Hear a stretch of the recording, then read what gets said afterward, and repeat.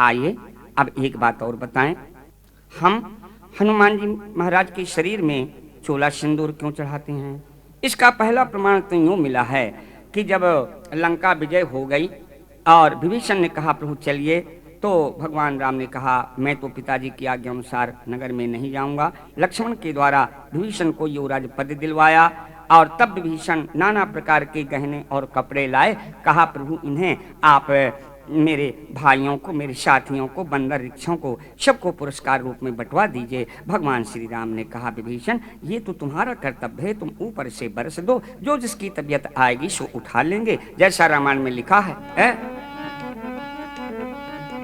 कि माणी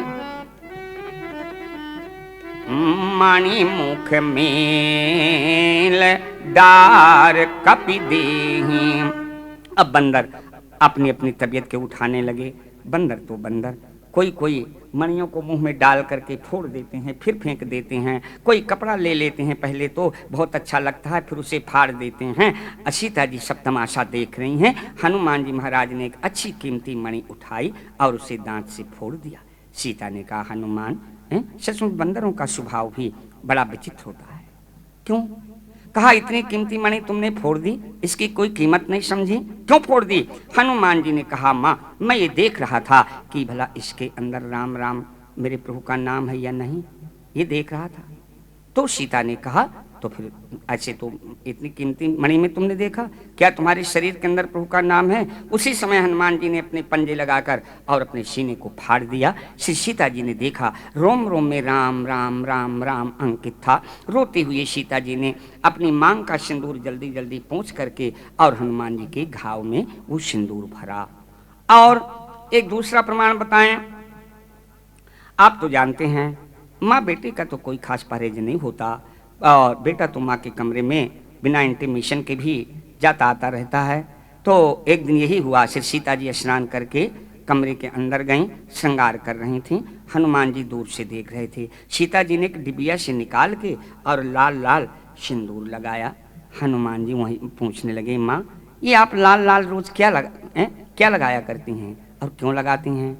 सीता जी कुछ नहीं बोली। हनुमान जी बोले अच्छा माँ मैं समझ गया, मुझे तो ऐसा लगता है कि ब्रह्मा जी ने आपको वनवास दे दिया था, आप उसकी लेखनी में ये लाल त्रिकोण लगा रही हैं अथवा अंडरलाइन लगा रही हैं। सीता जी कुछ नहीं बोली। हनुमान जी बोले माँ आप अपने मुख से बताइए ये लाल लाल आप क्यों रोज लगाती हैं? तो सीता ने कहा बेटा सुनो सुनो बेटा। श्री सीता ने कहा प्रिय प्रीतम के पद प्राण निछावर कै अनुरागी ने बोली तब। प्रिय प्रीतम के पद प्राण निछावर कै अनुरागी ने बोली तब। रस प्रीत निबाहने को तब। अंदर के पट खोली तब। रस रास निभावन के गति के तब। अंदर के पट खोली तब। धनु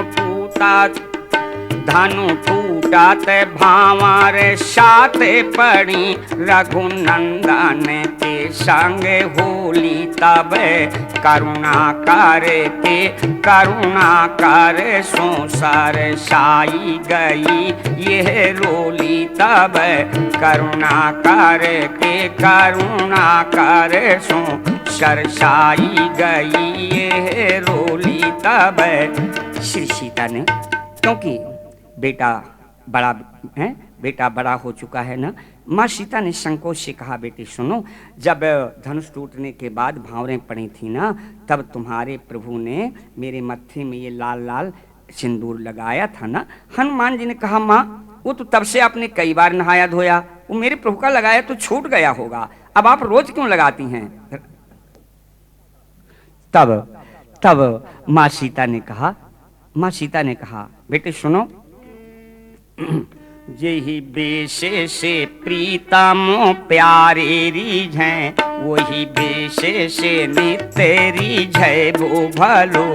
यही बेश से प्रीतम प्यारे रिझै वही बेश से नित्य रिझै वो भलो चिर काम सुहागे की कामे न लय विधु कामिने को सर सैबो भलो विधु कामिने को सर सैबो भलो पति के पद प्रेम बढ़ाए बेको पति के पद प्रेम बढ़ाए बेको ये है मोहन मंत्र जगै वो भलो कभी शुक्ल सुहागे सुहागिन को कभी शुक्ल सुभाल सुहागिन को शुभ सिंदूर बिंदु लगै वो भलो कभी शुक्ल सुभाल सुहागिन को सिर सिंदूर बिंदु लगै वो भलो। ये सुनकर हनुमान जी गदगद हो गए। कहा अच्छा आप ये लाल लाल लगाती हैं इसीलिए प्रभु आपसे प्रेम करते हैं। कुछ बस इतना ही कहा। इतने में क्या हुआ किसी काम से श्री सीता जी कमरे के बाहर गईं। हनुमान जी घुसे कमरे में बक्से में डब्बा में डिबिया में जो भी जहां जितना सिंदूर पाया सब पूरे शरीर में लगा के कहीं माता जी न देखें जल्दी से 9-2 घेरा हुए मतलब बाहर निकल गए। और कहाँ गए? वहीं राजसभा में जहां खचाखच दरबार लगा हुआ था। प्रभु श्री राम सिंहासन पर बैठे हुए थे। देखा क्या देखा? हनुमान जी गए कैसे? पहुंचे प्रभु के ढीगे सिंदूर पोते पहुंचे प्रभु के ढीगे सिंदूर पोते सियावर नेह निभाने लगे हनुमंत ना अंत तुम्हारा मिला कही कै आश कंठ लगाने लगे।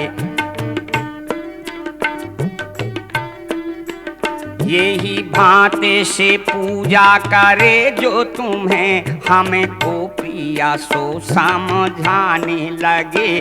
तब से हनुमान की मूरत पे तब से हनुमान की मूरत पे हमें चोला सिंदूर चढ़ाने लगे।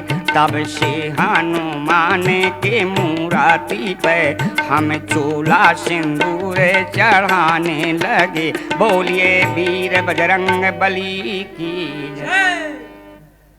रघुनंदन राघव राम हरे सिया राम हरे सिया राम हरे।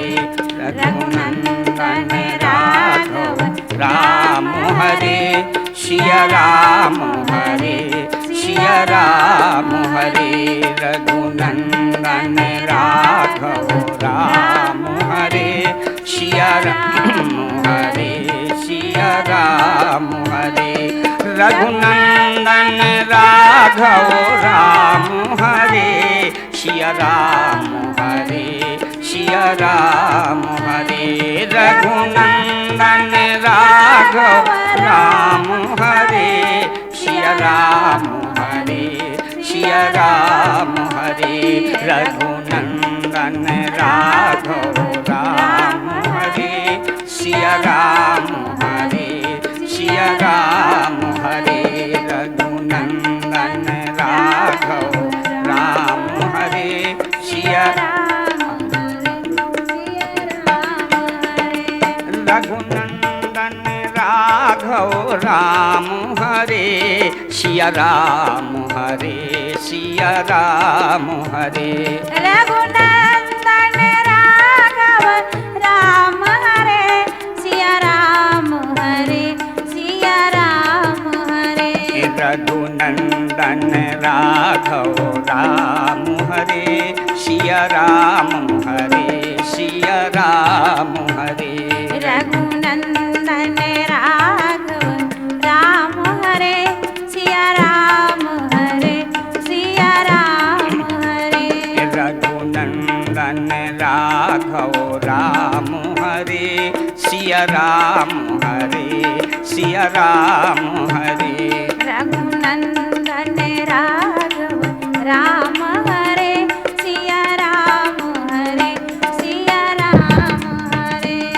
रघुनंदन राघव राम हरे सिया राम हरे सिया राम हरे। रघुनंदन राघव राम हरे सिया राम हरे सिया राम हरे। रघुनंदन राघव राम हरे सिया राम हरे सिया राम हरे। रघुनंदन राघव राम हरे सिया राम हरे सिया राम हरे। रघुनंदन राघव राम हरे सिया राम हरे सिया राम हरे। रघुनंदन राघव राम हरे सिया राम हरे सिया राम हरे। रघुनंदन राघव राम हरे सिया राम हरे सिया राम हरे।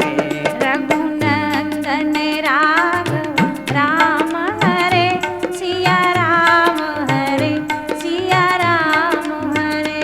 रघुनंदन राघव राम हरे सिया राम हरे सिया राम हरे। रघुनंदन राघव राम हरे सिया राम हरे सिया राम हरे। रघुनंदन राघव राम हरे सिया राम हरे सिया राम हरे।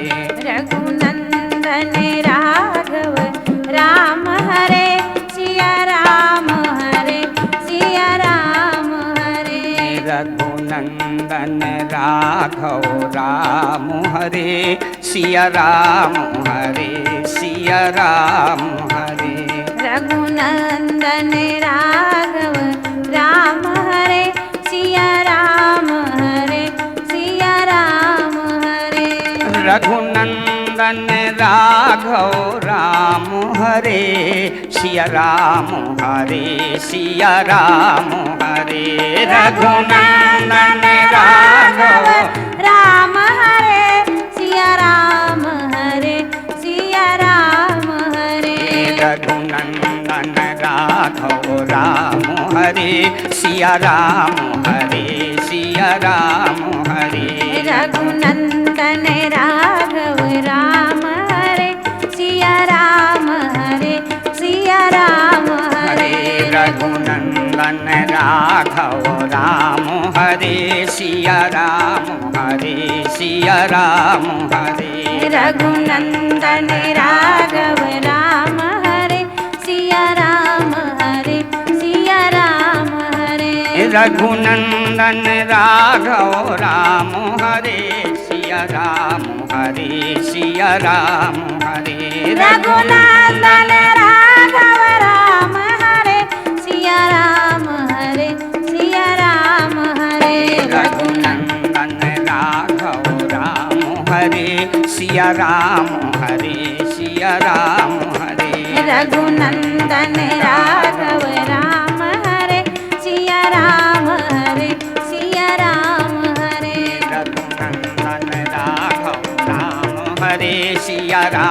हरे सिया राम हरे। रघुनंदन राघव राम हरे सिया राम हरे सिया राम हरे। रघुनंदन राघव राम हरे सिया राम हरे सिया राम हरे। रघुनंदन राघव राम हरे सिया राम हरे सिया राम हरे। रघुनंदन राघव राम हरे सिया राम हरे सिया राम हरे। रघुनंदन राघव राम हरे सिया राम हरे सिया राम हरे। रघुनंदन राघव राम हरे सिया राम हरे सिया राम हरे। रघुनंदन राघव राम हरे सिया राम हरे सिया राम हरे। बोलिए श्री कौशलेंद्र भगवान की जय। बोलिए वीर बजरंग बली की जय। बोलो उमापति महादेव की जय, बोलिए श्रोता समाज की जय, बोलिए श्री दुर्गा मैया की जय। सत्य ही शिव है, शिव ही संगीत। संगीत की स्वर लहरियों में खो जाने के लिए नटराज कैसेट सबसे अच्छा कैसेट। लीजिए, बेटी अन्नपूर्णा के गाए गए इस गीत में आप पूरी सुंदरकांड की कथा एक बार एक गीत में ही पूरी सुंदरकांड की कथा पुनः सब सुने। सुनो सुंदर ये सुंदर कांड की लीला सुहानी है। सुनो सुंदर ये सुंदर कांड की लीला सुहानी है। नहीं लगती सदा यद्यपि कथा युग युग पुरानी है। पवन पथ पर पवन गति से पवन का सुत चला ऐसे। पवन पथ पर पवन गति से पवन का सुत चला ऐसे। दैत्य नगरी पर चला दुर्दैव हो जैसे। उतरने दैत्य नगरी पर चला दुर्दैव हो जैसे। निकल सुरसा के छल बल से विफल कर राक्षसी माया। निकल सुरसा के छल बल से विफल कर राक्षसी माया। उछल कर वीर बंका भूमि लंका पर उतर आया। उछल कर वीर बंका भूमि लंका पर उतर आया। उछल लंका को लंका में घुसा शंका न मानी है। उछल लंका को लंका में घुसा शंका न मानी है। सुनो सुंदर ये सुंदर कांड की सुंदर। नहीं लगती सदा यद्यपि कथा युग युग पुरानी है। दिखाई दी कहीं रावण के महलों में न सीता जब। दिखाई दी कहीं रावण के महलों में न सीता जब। पता पाकर विभीषण से गया कपि वाटिका में तब। पता पाकर विभीषण से गया कपि वाटिका में तब। वहाँ तभी रावण वहाँ कर लगा सीता को समझाने। मनाने और भरमाने अनेकों भांति धमकाने। मनाने और भरमाने अनेकों भांति धमकाने। अचल फिर भी रही अचल फिर भी शिवानी सी रही रघुवंश रानी है। चल फिर भी शिवानी सी रही रघुवंश रानी है। सुनो सुंदर ये सुंदर कांड की लीला सुहानी है। नहीं लगती सदा यद्यपि कथा युग युग पुरानी है। गया रावण तभी तरु से गिरी वो मुद्रिका मनहर। गया रावण तभी तरु से गिरी वो मुद्रिका मनहर। सुनाई सब कथा सी सुनाई सब कथा सीता को फिर कपि ने निकट आकर सुनाई सब कथा सीता को फिर कपि ने निकट आकर बहाने भूख के सब बाटिका बेध्वंस कर डाली बहाने भूख के सब वाटिका विध्वंस कर डाली लगाए सब ठिकाने से बचाने आए जो माली लगाए सब ठिकाने से बचाने आए जो माली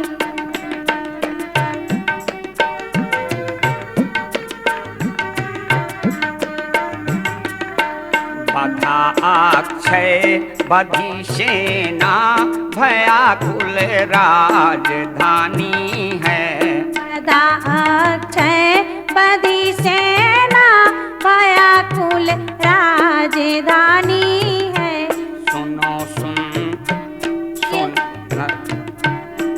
सुंदर कांड की लीला सुहानी है नई लगती सदाय दप कथा युग युग पुरानी है नहीं लगती सदा यादापि कथा युग युग पुरानी है किंतु जब नांग रूपी फांस लेकर मेघनाद आया किंतु जब मांग रूपी फांस लेकर मेघनाद आया तो कौतुक के लिए कपि ने स्वयं अपने को बंधवाया तो कौतुक के लिए कपि ने स्वयं अपने को बंधवाया और दरबार में जाकर बहुत समझाया रावण को और दरबार में जाकर बहुत समझाया रावण को न समझा फिर दशानन और दी आज्ञा असुरगण को न समझा पर दशानन और दी आज्ञा असुरगण को लगा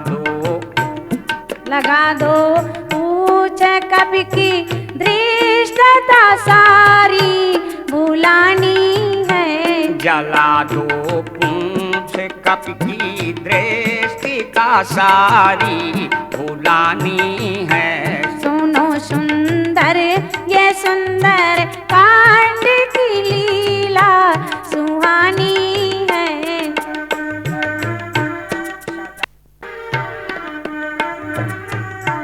सुनो सुंदर ये सुंदर कांड की लीला सुहानी है नई लगती सदाय दप कथा युग युग पुरानी है नहीं लगती सदा यादापि कथा युग युग पुरानी है लपेटे वस्त्र छिणका पूछ पर फिर तेल को सब लपेटे वस्त्र छिड़का तेल फिर कपि पूछ पर सबने बड़ी तब किंतु वो ऐसी लगे कपड़े तेल घटने बढ़ी तब किंतु ऐसी लगे तेल और कपड़े बढ़ी कब किंतु वो ऐसी तेल कपड़े लगे घटने लगाई अग्नि जब उसमें तो श्री बजरंग बलधारी जलाने लग गए सब ओर से लंका पूरी सारी जलाने लग गए सब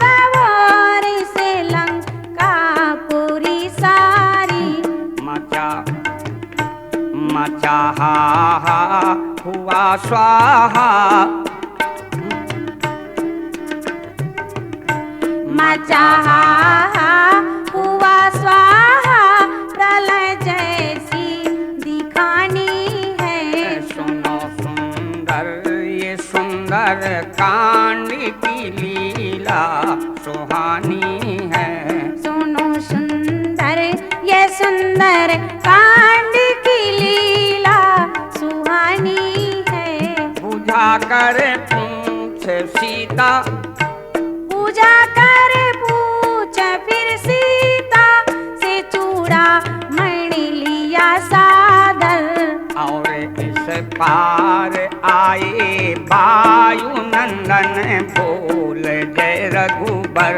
और इस पार आए वायु नंदन बोल जय रघुवर। कही लंका दहन की विश्व बंधन से कहानी।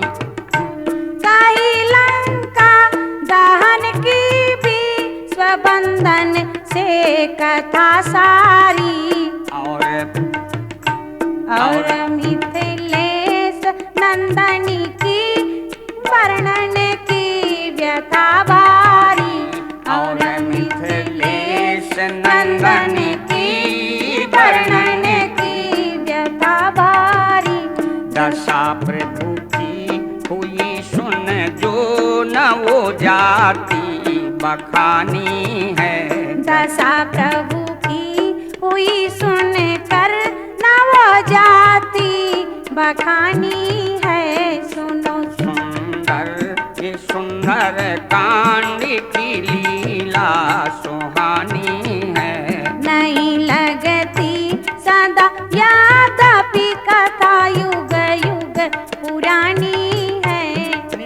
निकट जल सिंधु फिर बल सिंधु सेना बानरी आई।